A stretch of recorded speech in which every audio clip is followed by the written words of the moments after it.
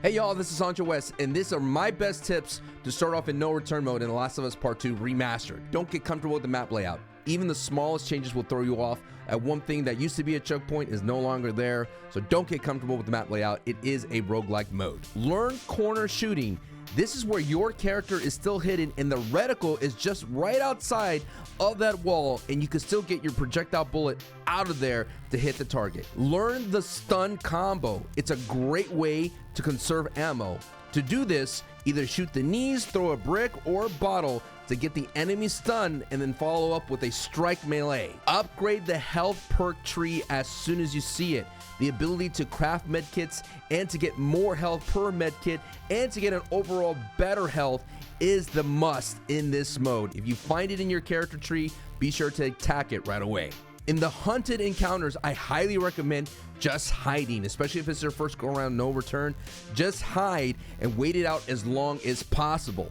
Against the infected, it could be a little bit more difficult, but against the human factions, the best thing to do is hide. Against the infected, I found that the best strategy is to stand out in the open and funnel them down a one-lane attack. If you get them to funnel down into a one-lane attack, it'll be a lot easier to manage versus having to deal with them in a 360 way. So find a corner and settle down and shoot. Always dead drop. No matter what, this should be a priority every time you see the dead drop.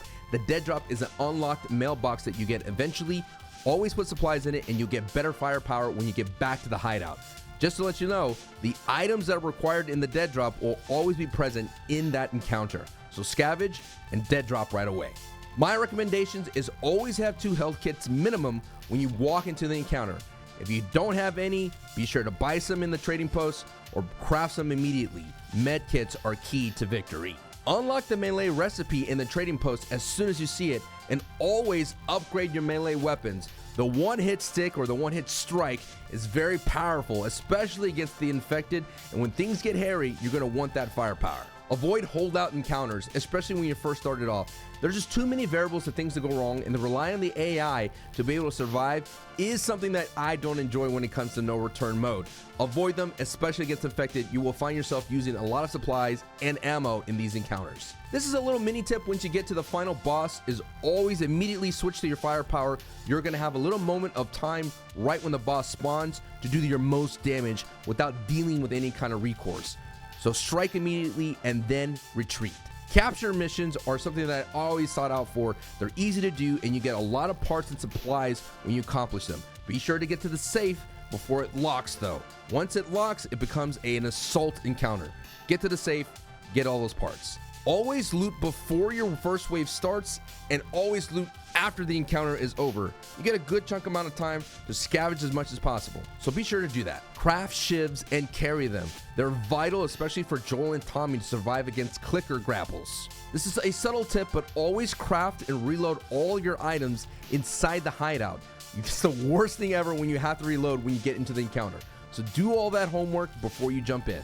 Factions make encounters. Really pay attention to the faction that you're going up against. Each faction has its own style, and sometimes they may clash with your playstyle.